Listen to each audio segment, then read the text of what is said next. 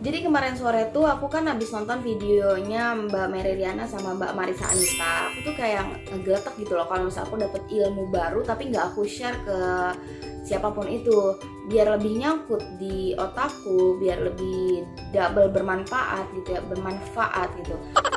Jadi kayaknya perlu banget aku share ini. Nah, aku kalau misalnya lihat video dan itu dirasa kayaknya perlu nih, aku sambil megang pulpen dan buku. Jadi kayak aku catat nih poin-poin pentingnya. Kemarin pas lihat video itu aku dapat segini sih. Ini bagian sini. Gini doang, ini bukan deh. Mbak Marisa tuh bilang kayak bagaimana teknologi bisa mempengaruhi perilaku kita.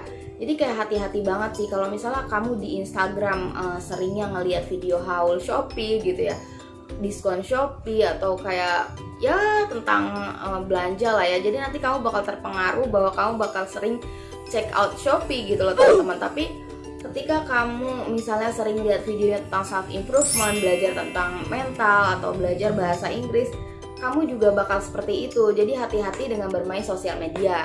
Oke, so next yang kedua ini ada puasa sosmed. Nah, Mbak Marisa ini pada tahun 2016 memutuskan untuk istirahat sosmed. 2016 atau berapa, nanti aku cek ulang ya.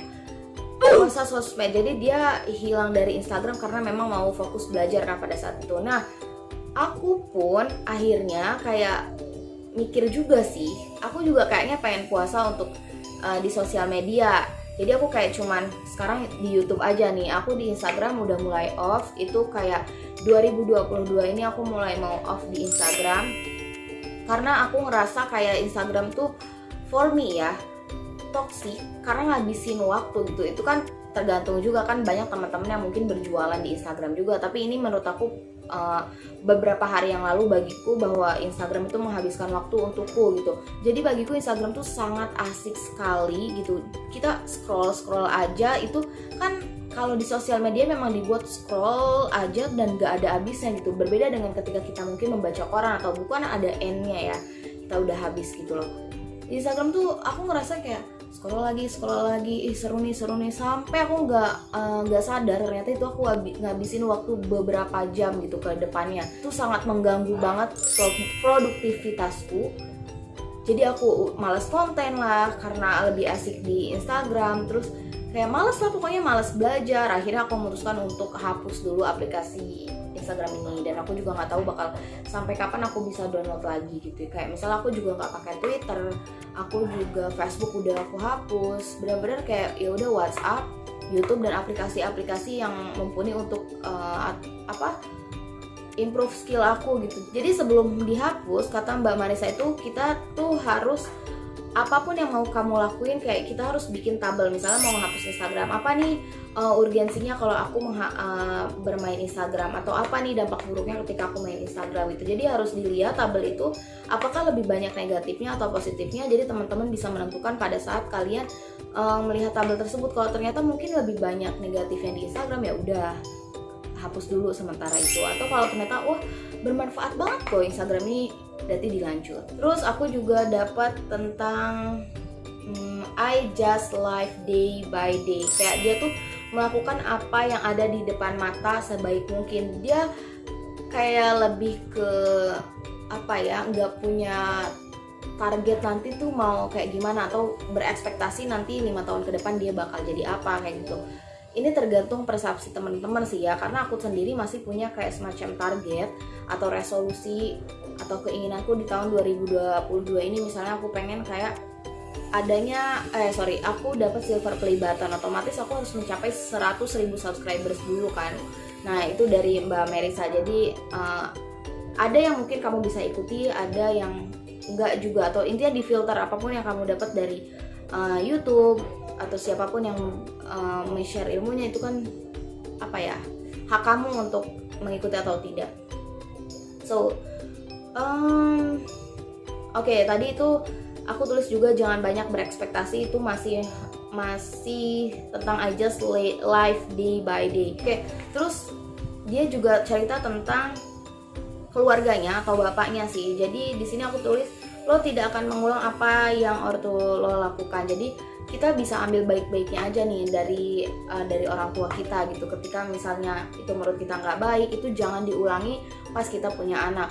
Nah kalau kamu ngerasa bahwa ortumu itu toksik gitu ya, atau keluargamu toksik, toksiknya itu dalam hal misal berkata kasar atau selalu dekat denganmu ketika misalnya kamu ada uang doang misal gitu, itu jangan ditiru gitu loh, jangan menurunkan sifat tersebut kembali ketika kita mempunyai anak gitu. So dia juga bilang tentang ingatlah hari kematianmu, karena kita tidak tahu, mungkin hari ini setelah membuat video ini kita nggak tahu ya, nggak ada umurnya lagi, atau mungkin besok aku nggak ada umurnya lagi, mungkin yang nonton video ini juga kita tidak tahu sore ternyata udah nggak ada gitu kan. Wah, ya kita tuh hanya menunggu antrian saja, misal ya kita tuh ada waktunya juga loh sebenarnya untuk pulang. Dia tuh kayaknya stoik ya, atau mengikuti filosofi stoicisme gitu loh. Memang aku suka karena aku juga baca buku filosofi teras, itu asli kesehatan mental itu sangat penting, jadi aku belajar banyak dari tentang filosofi teras itu. Nah, Mbak Marisa juga menjelaskan tentang dikotomi kendali waktu pas podcast itu. Aduh, luar biasa sih podcast antara Mbak Mary sama Mbak Marisa ini, karena kalian adalah dua wanita yang sangat luar biasa gitu, dan punya kebermanfaatan yang juga luar biasa gitu lah intinya ya. Jadi dia bahas tentang dikotomi kendali, ada yang bisa kita kendalikan dan ada juga yang tidak bisa kita kendalikan. Kayak misal yang bisa kita kendalikan adalah perkataan kita, ucapan kita, tindakan kita gitu. Nah, di luar kendali kita itu kayak misalnya sikap orang lain ke kita, kesehatan, terus harta yang kita punya, terus juga keluarga, atau perilaku orang lain, perkataan orang lain, itu benar-benar di luar kendali banget. Dia ngejelasin tentang itu juga. Jadi kayak kebahagiaan itu adanya di diri kita yang menciptakan. Ketika misalnya ada orang menyakiti kita itu adalah keputusan kita mengizinkan untuk sakit hati atau tidak gitu. Oke, aku suka sih, dan mungkin aku jadi ngefans juga sama Mbak Marisa Anita ini. Thank you ya Mbak Marisa, Mbak Mary, dan Mbak Mary juga makasih karena udah menghadirkan Mbak Marisa di podcastnya, karena aku jadi bisa dapat banyak pelajaran atau ilmu juga dari mbaknya. Thank you. Oke, see you next video.